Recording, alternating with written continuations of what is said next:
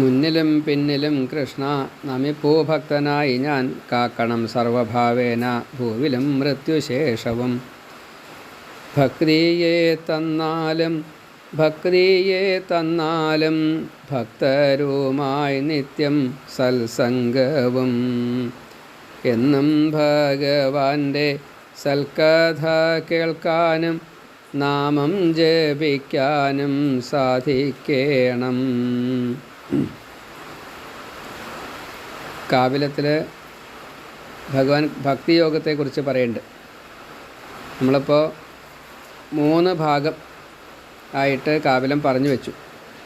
ഭഗവാന്റെ രൂപത്തെയാണ് ഇപ്പോൾ 28ാമത്തെ അധ്യായത്തിൽ നമ്മൾ പറഞ്ഞു വെച്ചത്. അതിൽ ഒരുപാട് കാര്യങ്ങൾ കൂട്ടിച്ചേർത്തു. ഇനി ഭക്തിയോഗം തൊട്ടാണ് നമുക്ക് പറയേണ്ടത്. 9 തരത്തിലുള്ള ഭക്തി എന്നാണ് പറയുക.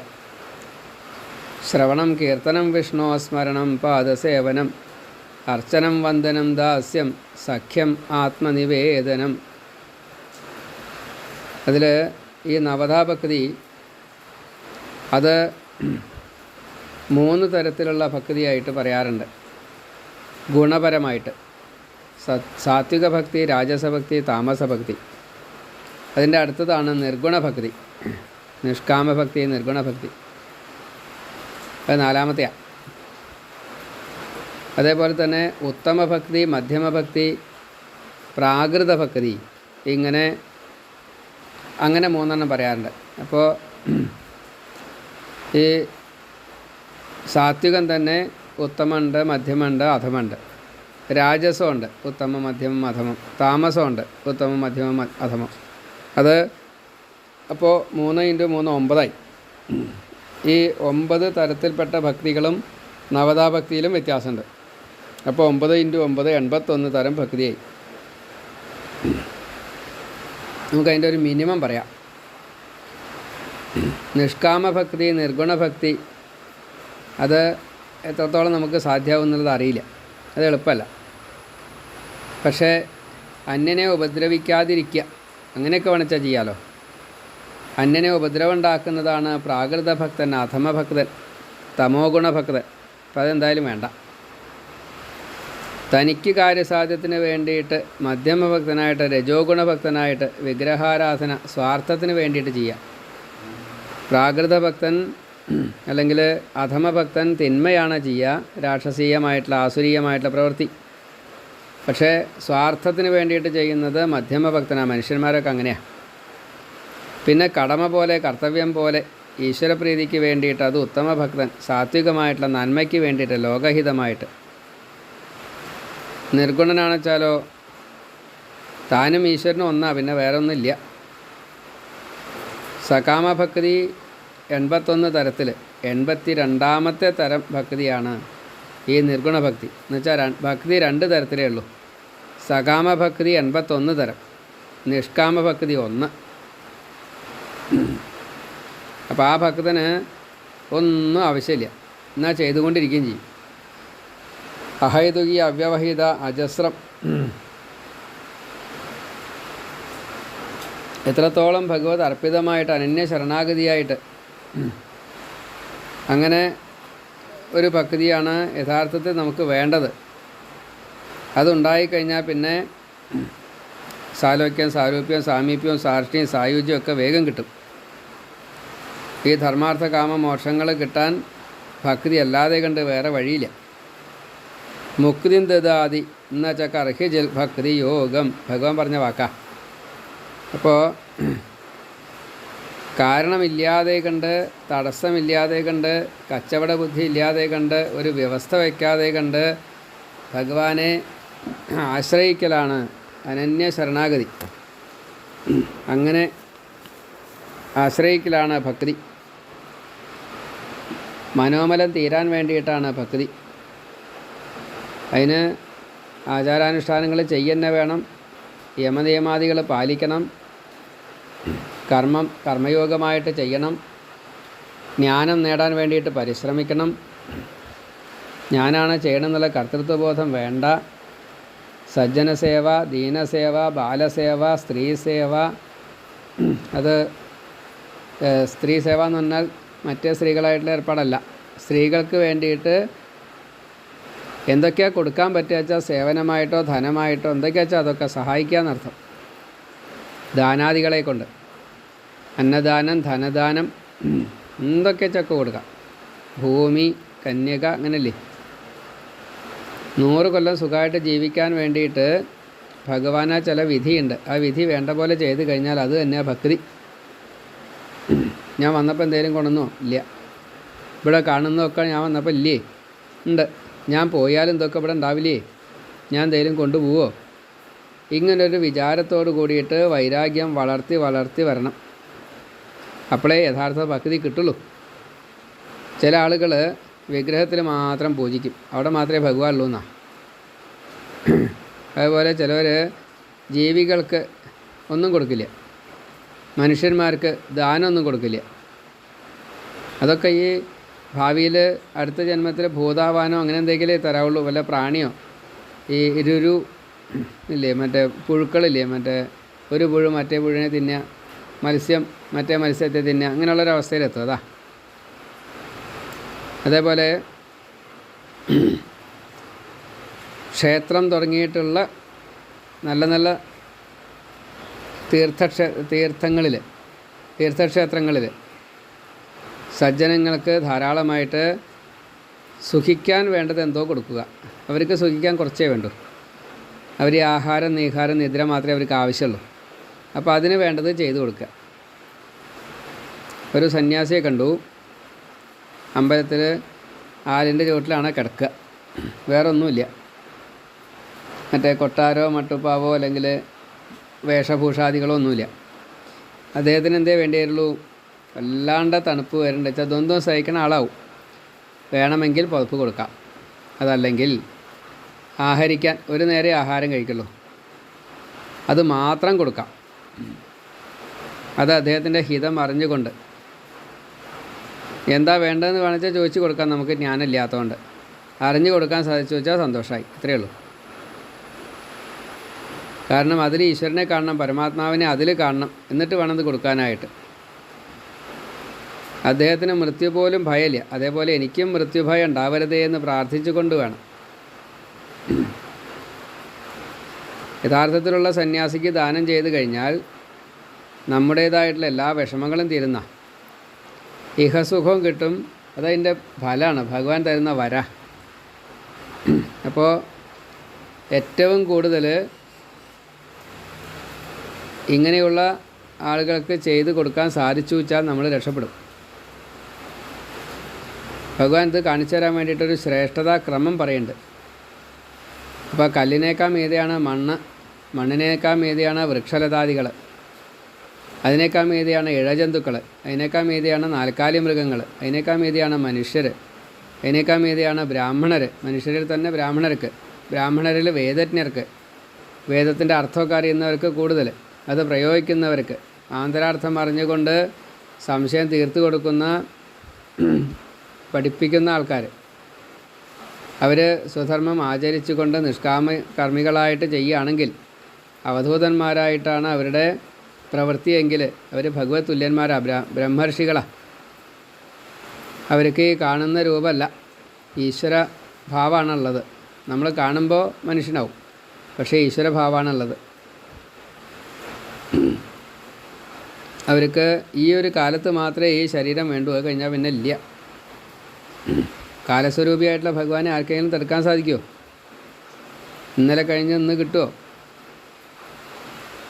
ഭഗവാൻ തന്നെ പറയണു, കാലസ്വരൂപനായിട്ട് എനിക്ക് പോലും കാലത്തെ ഒന്നും ചെയ്യാൻ സാധിക്കില്ല എന്ന്. ഭഗവാന് ഒരാളോടും പ്രിയല്ല അപ്രിയല്ല, സത്ത അസത്ത് വ്യത്യാസമില്ല. ഭഗവാന് ഒരു മറവിയില്ല, ഭഗവാനെ നമുക്ക് മറയ്ക്കാനും പറ്റില്ല. ദേവീ ദേവന്മാർ അവരുടെ ജോലികൾ ഭഗവാന് വേണ്ടി ചെയ്തുകൊണ്ടിരിക്കുക, ആജ്ഞാപാലകരായിട്ട്.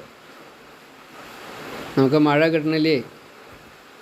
സമുദ്രം ഭൂമി മുക്കണില്ലല്ലോ? സസ്യലതാദികൾ ആഹാരങ്ങൾ തരണില്ലേ? വായു വീശുന്നുണ്ട്, തീയ് കത്തിക്കുന്നുണ്ട്, സൂര്യൻ ചൂടും പ്രകാശവും തരുന്നുണ്ട്, വെളിച്ചം തരുന്നുണ്ട്.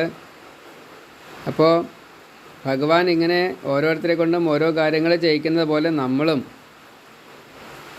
ലോകത്തിന് വേണ്ടിയിട്ട് എന്തൊക്കെ ചെയ്തു കൊടുക്കാൻ പറ്റുമോ അതൊക്കെ ചെയ്തു കൊടുക്കണം. അത് സഹായമാവണം എന്നർത്ഥം. നമ്മുടെ ലഘുത്വവും ഭഗവാന്റെ മഹത്വവും പ്രപഞ്ചത്തിൻ്റെ നശ്വരതയും നമ്മൾ നശിക്കും എന്നുള്ളതും ഭഗവാന് മാത്രമേ നിലനിൽപ്പുള്ളൂ, സത്യമായിട്ടുള്ളൂ. ഇങ്ങനെ നല്ലോണം ഭഗവാന്റെ ഈ ആധിപത്യത്തെ നല്ലോണം അറിയണമെന്നാ. നമ്മൾ ഈ മേഘങ്ങൾ വായുവിനെ ഇങ്ങനെ ചലിപ്പിക്കില്ലേ, അതേപോലെ നമ്മളിങ്ങനെ കൊണ്ടുനടക്കുകയാണ് ഭഗവാനെ. നമ്മൾ കുറേ പ്രവൃത്തി ചെയ്യുന്നുണ്ട്, അതൊക്കെ നമ്മളെക്കൊണ്ട് ഭഗവാൻ ചെയ്യിക്കുകയാണെന്നുള്ള ബോധം വേണം. ഭാഗവതം പാരായണം ചെയ്യാലും അത് കേൾക്കുകയാലും ഒരുപോലെ തന്നെ, അതിനെ വ്യാഖ്യാനിക്കുമ്പോഴും അതേപോലെ തന്നെ. നമ്മളല്ല ചെയ്യണത്, ഇത് ഭഗവാൻ നമ്മളെക്കൊണ്ട് ചെയ്യിക്കുകയാണ്. ആ ഒരു ബോധത്തോട് കൂടിയിട്ട് വേണം ആഹാരം കഴിക്കാനും കൂടി നിന്നിട്ട് വേണ്ടേ. നമുക്ക് നമ്മുടെ വിശപ്പ് മാറാൻ നമ്മൾ ആഹാരം കഴിക്കണം പറഞ്ഞിട്ട് കാര്യമില്ല. അത് ഭഗവാൻ നമ്മളെക്കൊണ്ട് വിശപ്പ് തോന്നിച്ചു, നമ്മളെക്കൊണ്ട് ആഹാരം കഴിപ്പിച്ചു. ഏതാ ആഹാരമാണ് വേണ്ടത് നല്ലോണം മനസ്സിരുത്തണം, വേണ്ടത് മാത്രമേ കഴിക്കാവൂ. ആഹാരം കഴിക്കുമ്പോൾ നമുക്ക് സുഖമല്ലേ കിട്ടുക. എന്നാലോ ഇത് സ്ഥായിയായിട്ടുള്ള സുഖമാണോ? അല്ല. ഇത്ര കാലം ജീവിക്കാൻ പറ്റും? 125 വർഷം, 120 വർഷം. 100 കിട്ടിയ ഭാഗ്യം, 84 കിട്ടിയ ഭാഗ്യം. അതാണ് നമ്മുടെ അവസ്ഥ. അങ്ങനെ കുറഞ്ഞ് കുറഞ്ഞ് വരാം. 30 വയസ്സ് അല്ലെങ്കിൽ 20 വയസ്സൊക്കെ ആയിട്ട് ആവത്രേ കരികാലത്തിലേ. നമുക്ക് ജീവിക്കുന്നതിൻ്റെ ഇടയ്ക്കാണ് നമ്മുടെ ബന്ധുക്കളോ അല്ലെങ്കിൽ വേണ്ടപ്പെട്ടവരൊക്കെ മരിച്ചു പോവുക, എങ്ങനെയൊക്കെ കാണുക. ദുഃഖങ്ങൾ പലതും നമ്മൾ കാണും. അതേപോലെ നമുക്ക് സന്തോഷിക്കാൻ വേണ്ടിയിട്ട് നമുക്ക് കുട്ടികളുണ്ടാവും, പേരക്കുട്ടികളുണ്ടാവും. അപ്പോൾ നമ്മൾ സന്തോഷിക്കും. ഈ സുഖവും ദുഃഖമൊക്കെ ദേഹസംബന്ധിയാണ്, അല്ലാണ്ട് ജീവനെ ബാധിക്കുന്നതല്ല. ഇപ്പോൾ ജീവനെ ബാധിക്കാത്ത തരത്തിൽ വേണം ഇതിനൊക്കെ സ്വീകരിക്കാൻ. പാപപുണ്യങ്ങൾ ബാധിക്കാതിരിക്കാൻ വേണ്ടിയിട്ട് വേണം നമ്മുടെ ദേഹസംബന്ധിയായിട്ടുള്ള എല്ലാ പ്രവർത്തനങ്ങളും. ആർത്തിയോട് കൂടിയിട്ടോ ആസക്തിയോട് കൂടിയിട്ടോ ഒന്നിനെയും സ്വീകരിക്കേണ്ട. അർത്ഥങ്ങളൊക്കെ ഭഗവാനാൽ ഇവിടെ ഉണ്ടാക്കിയതാണ്. എന്നാൽ ആഹാര നിഹാര നിദ്രയ്ക്ക് വേണ്ടിയിട്ടൊക്കെ ചെയ്യാം, അത്രയേ ഉള്ളൂ. അതിന് മാത്രമേ പാടൂ. ജ്ഞാനിയാവുക, ജിജ്ഞാസു ആവുക, ജ്ഞാനിയാവുക. വൈരാഗ്യത്തോടു കൂടിയിട്ട് എല്ലാറ്റിനെയും മനനം ചെയ്തുകൊണ്ട് അറിയുക. അത് കിട്ടിയില്ല വെച്ചാൽ എന്താ കുഴപ്പം? അത് ഉപയോഗിച്ചില്ല വെച്ചാൽ എന്താ കുഴപ്പം? ഇങ്ങനെ ഓരോന്നും വേണ്ടാന്ന് വെക്കണം. പിന്നെ ഏതാ ഭഗവാൻ? അതും ഭഗവാനാണ്, ഇതും ഭഗവാനാണ്. എന്നാൽ ഇതും ഭഗവാനല്ല, അതിൻ്റെ അപ്പുറം ഭഗവാനല്ല. ഇങ്ങനെ പൂർണ്ണമായിട്ട് മനസ്സിലാക്കാൻ സാധിക്കണം. അങ്ങനെ ജ്ഞാനം കിട്ടുക. നമ്മൾ സമ്പാദിച്ചൊന്നും നമ്മുടേതല്ല, ഭഗവാൻ നമുക്ക് തന്നതാ. അപ്പോൾ അതിൻ്റെ ഉപയോഗിക്കാനുള്ള പൂർണ്ണമായിട്ടുള്ള അധികാരം നമുക്കല്ല, അത് മറ്റുള്ളവർക്കും കൂടി കൊടുക്കണം. അങ്ങനെയാണ് ഈ വിഭജനം, ഭാഗം വയ്ക്കൽ വേണ്ടതെന്നർത്ഥം. അല്ലെങ്കിൽ നമ്മുടെ പൂജാതി കാര്യങ്ങളൊന്നും, ഈ ഭജനാദി കാര്യങ്ങളൊന്നും ഭഗവാൻ സ്വീകരിക്കില്ല.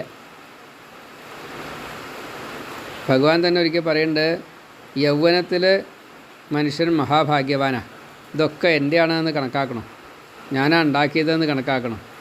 അതിനെ ഉപയോഗിച്ചുകൊണ്ട് സുഖിക്കണം.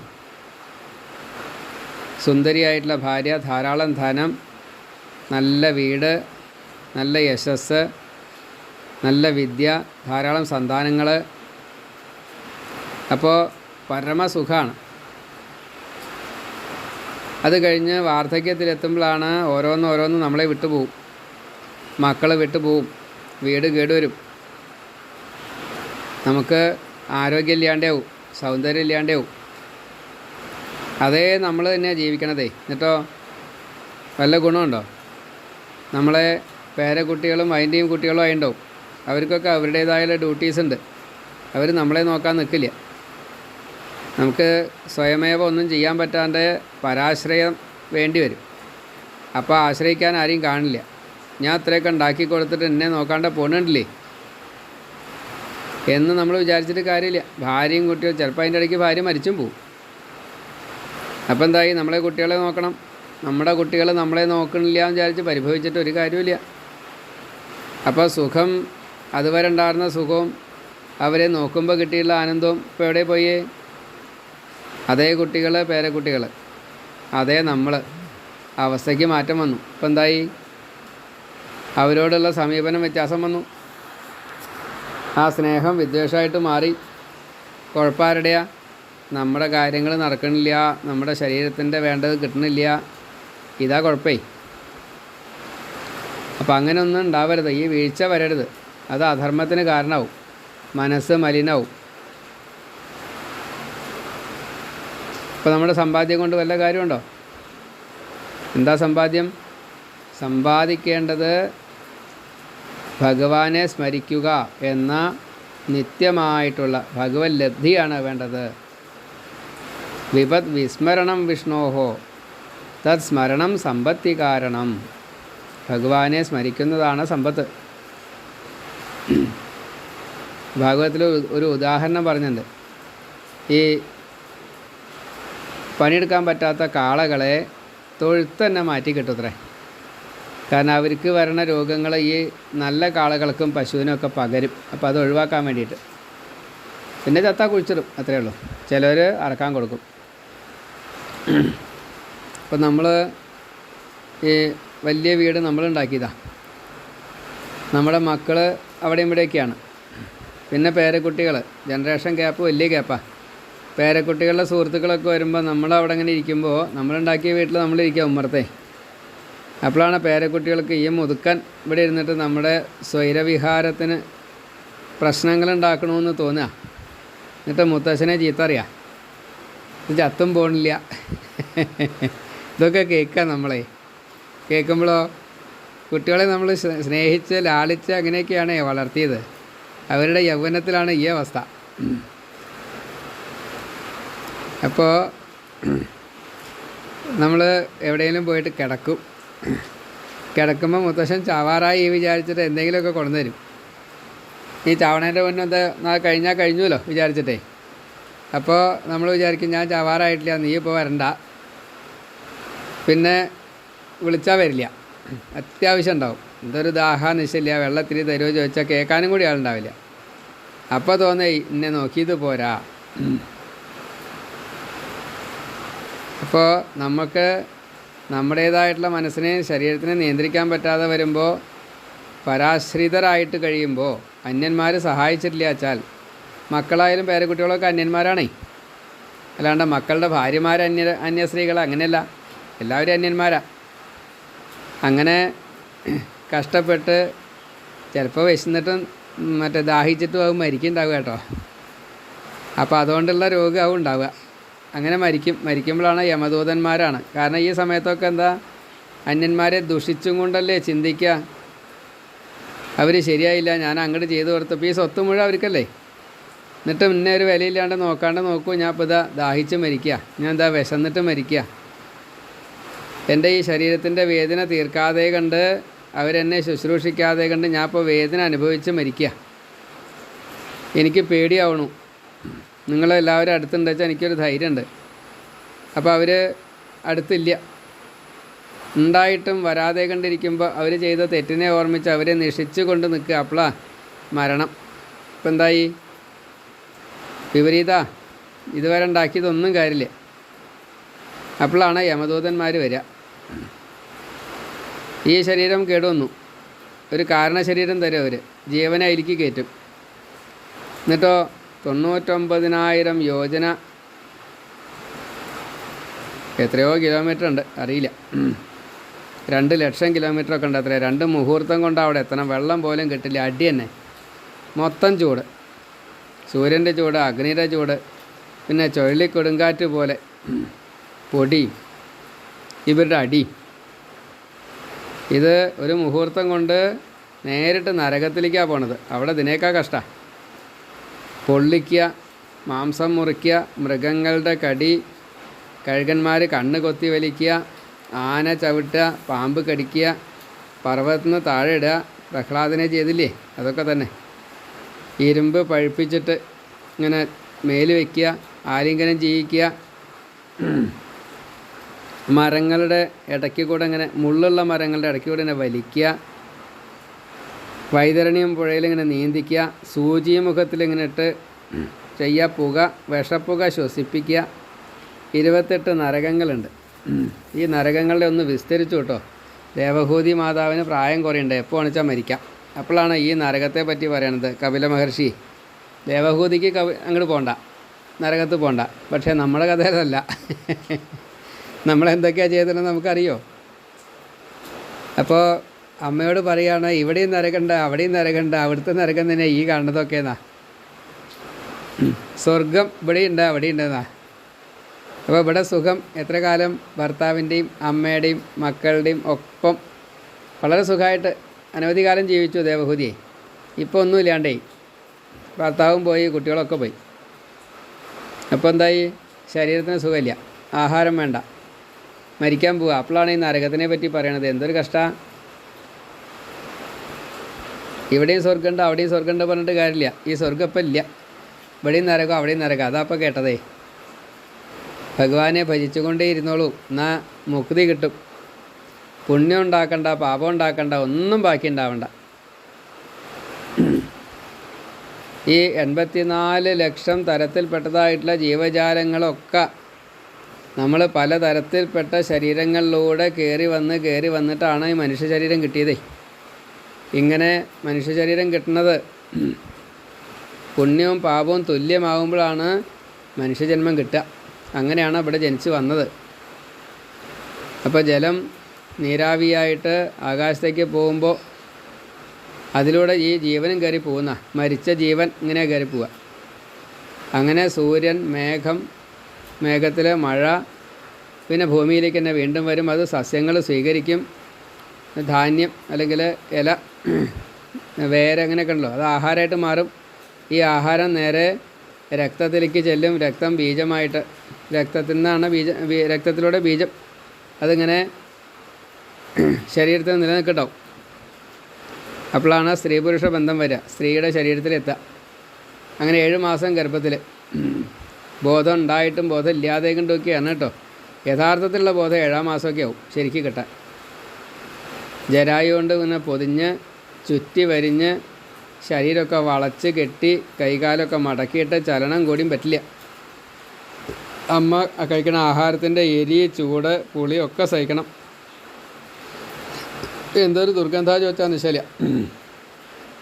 അതിൻ്റെ അംശങ്ങളാണ് നമ്മളൊക്കെ സ്വീകരിക്കുക.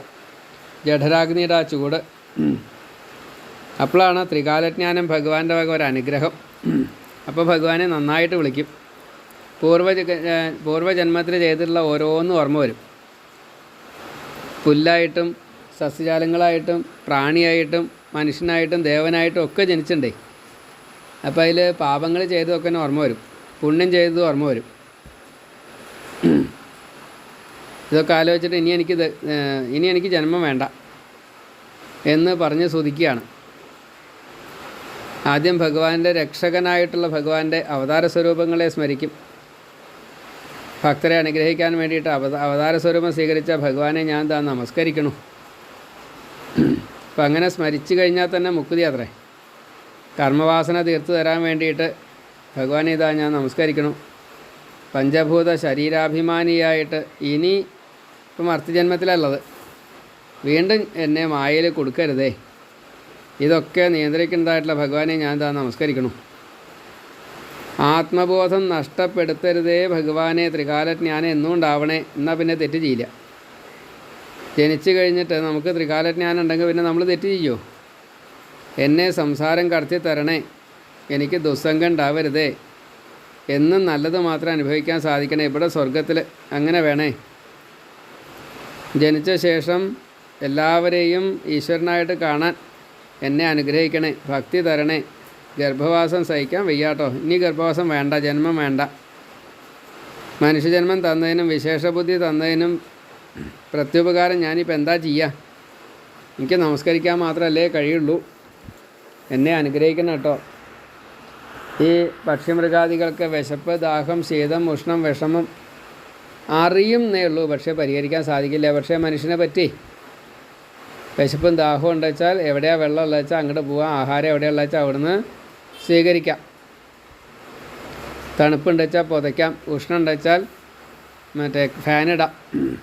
നമ്മൾ പല കാര്യങ്ങളും അറിയണവരും ചെയ്യണവരാ, വിഷമത്തെ പരിഹരിക്കുന്നവരാ. എല്ലാറ്റിനെയും തരണം ചെയ്യാൻ ഈ വിശേഷ ബുദ്ധി ഉണ്ടായിട്ടും ഭജിക്കാനൊട്ട് തോന്നൂല വെച്ചാലോ, ഭഗവാനെ ഭജിച്ചാലല്ലേ ബുദ്ധി നേരെയായിട്ട് വേണ്ടാത്ത കാര്യങ്ങളിൽ എത്താതെ കണ്ട് മുക്തിക്ക് ആഗ്രഹിച്ചുകൊണ്ട് ജീവിക്കാൻ സാധിക്കുള്ളൂ. അങ്ങനെ മായ പിടികൂടാതെ കണ്ട് എന്നെ ത്രികാലജ്ഞാനം തന്നുകൊണ്ട് ഇനി ജീവിക്കാൻ സഹായിക്കണേ എന്ന് പ്രാർത്ഥിക്കുക. സത്സംഗത്തോടു കൂടിയിട്ട് പ്രപഞ്ചമോഹം ഇല്ലാതെ കണ്ട് ഇനി കർമ്മം ചെയ്യണ്ട, ആശ വേണ്ട, എന്നാലല്ലേ നിരാശ ഉണ്ടാവുക. ആശയും വേണ്ട, നിരാശയും വേണ്ട, ആഗ്രഹങ്ങൾ വേണ്ട, കാമാദികൾ എന്നെ ഒഴിവാക്കണം. ജന്മം ഒഴിവാക്കാൻ വേണ്ടിയുള്ള സൂത്രം അങ്ങയെ സ്ഥിരമായിട്ട് ഭജിക്കാൻ, അങ്ങനെ സംസാരം തീർക്കാൻ എന്നെ സഹായിക്കണേ. ഞാൻ ഇനി അങ്ങനത്തെ പ്രവൃത്തിയെ ചെയ്യുള്ളൂ കേട്ടോ, സത്യം എന്നൊക്കെ പറഞ്ഞുകൊണ്ടിരിക്കുമ്പോഴാണ് പ്രസവവായു വരിക. അത് ഇങ്ങോട്ട് തല കീഴായിട്ട് പുറത്തേക്ക് തള്ളും. തല കീഴായിട്ട് വീണ ഓർമ്മ നശിക്കും. പ്രാകൃത ശിശുവായിട്ട് അമ്മയ്ക്ക് വെറും കുട്ടിയാണേ. അപ്പോൾ കരഞ്ഞില്ലാച്ചാൽ കരയിക്കും, പിന്നെ കരച്ചിൽ തന്നെയാണ് പണി. പിന്നെ കുറേ കഴിഞ്ഞാൽ സന്തോഷിക്കും. കരഞ്ഞിട്ട് വരും, എല്ലാവരെയും കരയിച്ചിട്ട് 100 വയസ്സ് വരെ ജീവിച്ചിട്ട് മരിച്ചു പോവുകയും ചെയ്യും. ഇതന്നെ ആവർത്തനേ. കുട്ടിക്കാലത്തെ കാര്യം ചിന്തിക്കാൻ പോലും വയ്യ. വിശപ്പില്ല എന്നാലും മുല തരും. വിശക്കുമ്പോൾ ഒന്നും തരൂല്ല, അപ്പോൾ ഉറക്കാൻ നോക്കും. ഇങ്ങനെയൊക്കെയാണ്. അമ്മയ്ക്കൊന്നും അറിയില്ല. മലമൂത്രത്തിൽ കിടക്കണം. ഗർഭത്തിലേക്ക് അവസ്ഥ മോശ, ശൈശവാവസ്ഥയിൽ. പിന്നെ ബാലചാബല്യം. അച്ഛൻ, അമ്മ, ഗുരുക്കന്മാർ എന്തൊക്കെയാണ് പഠിപ്പിക്കുക ചോദിച്ചാൽ നിശ്ചയില്ല കേട്ടോ. നല്ലതൊന്നുമല്ല, ചീത്തയാണ് ഒക്കെ. ഏതാ നല്ലത് ഏതാ ചീത്ത അറിയില്ല. രക്ഷിതാക്കൾക്ക് നമ്മൾ ചെയ്യുന്നത് ഇഷ്ടമാവില്ല. അപ്പോൾ തല്ലും ഏർപ്പാടുമൊക്കെ ആവും. കുറച്ച് ആവശ്യങ്ങൾ എന്തെങ്കിലും ഉണ്ടെച്ചാൽ പറയാൻ പറ്റുമോ? പറഞ്ഞാൽ തരുമോ? ഒന്നുമില്ല. ദുഃഖം തന്നെ, പേടിയും. ഈ ദുഃഖവും പേടിയും കൂടിയിട്ടാണ് ബാല്യം കഴിക്കുക, സുഖമായിട്ടല്ല. യൗവനത്തിൽ അങ്ങനെ എത്തും.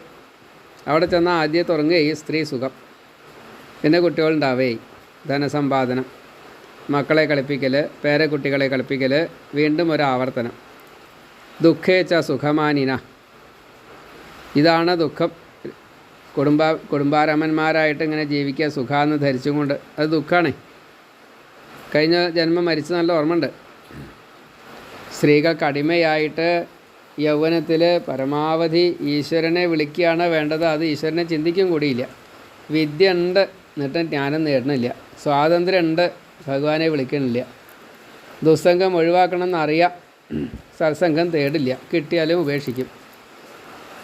സത്യമില്ല, ശുദ്ധിയില്ല, മൗനമില്ല, ദയയില്ല, 36 നന്മകളും വേണ്ടത്ര ഇല്ല. ഈശ്വരപ്രാപ്തിക്ക് ഒന്നും ചെയ്യില്ല, ഒക്കെ തടസ്സം.